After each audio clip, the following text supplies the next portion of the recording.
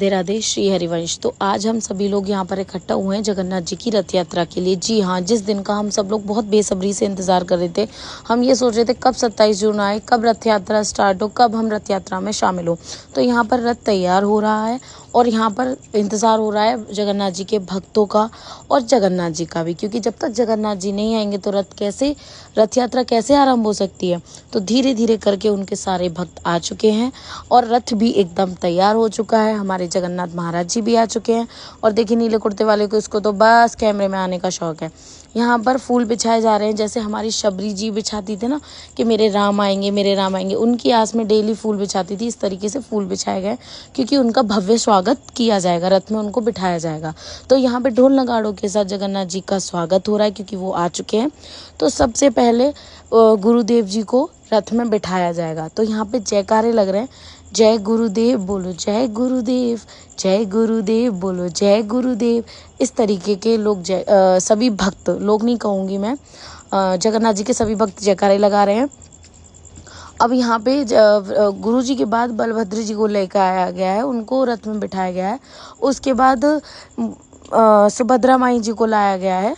तो यहाँ पे उनके भी जयकारे लग रहे हैं, जय सुभद्रा माई बोलो जय सुभद्रा माई, जय सुभद्रा माई बोलो जय सुभद्रा माई। अब आप सोचोगे कि जगन्नाथ जी की भी ऐसे आएंगे, लेकिन मैं थोड़ी देर से दिखाऊंगी क्योंकि जयकारे लगाओ जैसे हमारे तुलसीदास प्रभु जी लगा रहे हैं। बोल रहे जय जगन्नाथ बोलो जय जगन्नाथ, जय जगन्नाथ बोलो जय जगन्नाथ, जय जगन्नाथ बोलो जय जगन्नाथ, जय जगन्नाथ बोलो जय जगन्नाथ। अब आपने जयकारे लगा लिए ना, तो अब देखना आपको जगन्नाथ जी के दर्शन ज़रूर होंगे।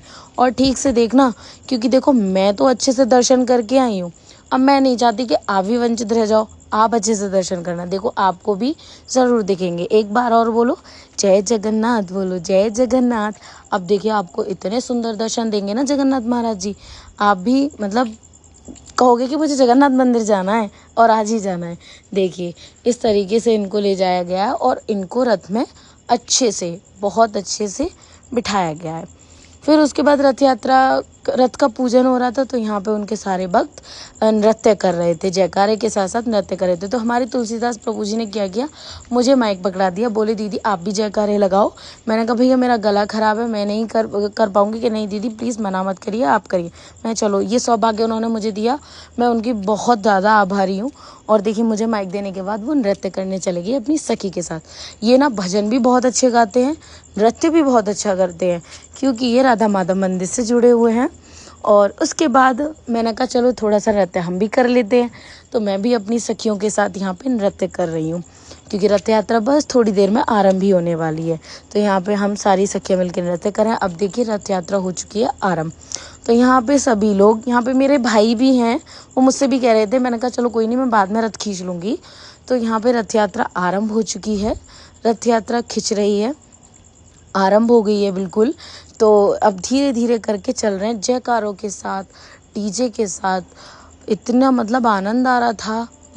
मैंने फर्स्ट टाइम ना रथ यात्रा अटेंड किया और जिस दिन से अटेंड किया ना, मैं सच बता रही हूँ, मैं झूठ नहीं बोलती, मैं सच बता रही हूँ कि उस दिन से मेरे माइंड से ना रथ यात्रा बिल्कुल नहीं जा रही। मैं और मेरा भाई डेली, ऐसा एक भी दिन नहीं जाता जिस दिन हम कम से कम 15 से 20 बार रथ यात्रा की वीडियो नहीं देख लेते। मेरा भाई अभी भी, क्योंकि मैं उससे कल ही कह रही थी, वो वीडियो देख रहा था। मैंने कहा क्यों रथ यात्रा माइंड से नहीं जाए, तो कह रहा नहीं दीदी बिल्कुल नहीं जा रही है, ऐसा लग रहा है कि मैं भी रथ यात्रा में झूम रहा हूँ। इतना अच्छा लग रहा था। तो यहाँ पे ये हमारे चैतन्य प्रभु जी हैं, ये हमारा भाई है, क्योंकि इसे कैमरे का बहुत शौक है, फ्रंट, वो भी कैमरे में फ्रंट पे आना।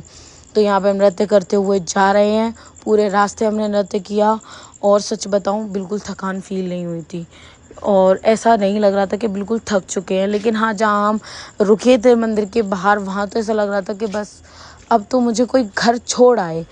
लेकिन जब हम पूरे रास्ते नाचते हुए आए थे ना, तो हमें बिल्कुल थकान नहीं हुई। यहाँ पे ये इस गाने पे डांस कर रहे हैं हम, भारत का बच्चा बच्चा जय श्री राम बोलेगा। मतलब बहुत अच्छा लग रहा था।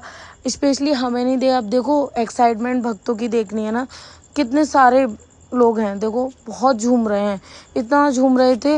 मैं कह रही कि देखो कुछ लोग होते हैं जो वंचित रह जाते हैं इन सब से। मैं चाहती हूँ कि भगवान का कोई भी भक्त उनकी किसी भी उसमें मतलब रथ यात्रा हो या कीर्तन हो, कुछ भी हो, उसमें भाग लेने के लिए ऐसे ना रहें। ठीक है। यहाँ पे मैं इस गाने पे, मैं राधा वल्लभ की राधा वल्लभ मेरे, यहाँ पे हमारे चिरंजीव भाई हैं, वो कह रहे थे दीदी आपका और मेरे ना एक डांस की वीडियो है, उसको भी आप अपने व्लॉग में डालना। मैं कैसे डालूँ, क्योंकि वो वीडियो ना तो मेरे पास है, मेरे फ़ोन में नहीं है, ना मुझे किसी ने शेयर की। बट मैंने डिसाइड किया है कि जब भी वो वीडियो मेरे पास आएगी मैं उसे अलग से अपनी इंस्टा पे रील पे पोस्ट कर दूँगी, क्योंकि ये भाई हमारे बहुत अच्छे हैं, मेरे सारे भाई बहन बहुत अच्छे हैं, है ना। मैं बस सच बताऊं, मुझे लाइफ में कभी इतने अच्छे भाई बहन नहीं मिले। मेरे भाई बहन वाकई में बहुत अच्छे हैं। यहाँ पे हम सारे भाई बहन गए तो साथ में ही थे, है ना, लेकिन हम बिछड़ गए थे क्योंकि मेरा भाई था रथ खींच के ला रहा था, हम डीजे पे डांस कर रहे थे। तो वो मुझे जब भी आगे मिला तो कहता दी चलो डांस करते हैं, हाथ पकड़े में डांस करने लगे। मैं चल घूमते हैं। तो ये घूम कम उछल जाता रहा है, उछल रहा था। मैंने कहा तू खुद भी गिरेगा मुझे भी गिराएगा। फिर यहाँ पे हमारे सखी सखा घूमने लग गए। देखो मेरा ये खुशहाल भाई देखना कैसे करेगा, ये बहुत तेज़ घूमता है। मैं भी इसके साथ घूम रही थी। मैंने कहा भैया मेरा ना लहंगा ना बहुत मतलब नीचा है, मेरे पैरों के नीचे आ रहा है, गिर जाऊंगी मैं। तब जाके ये मेरे साथ आराम से घूमा। फिर वहाँ पर भी देखो घूमने के बाद हमने फिर से डांस करना स्टार्ट कर दिया। अच्छा मैं ना आपको एक बात बताती हूँ।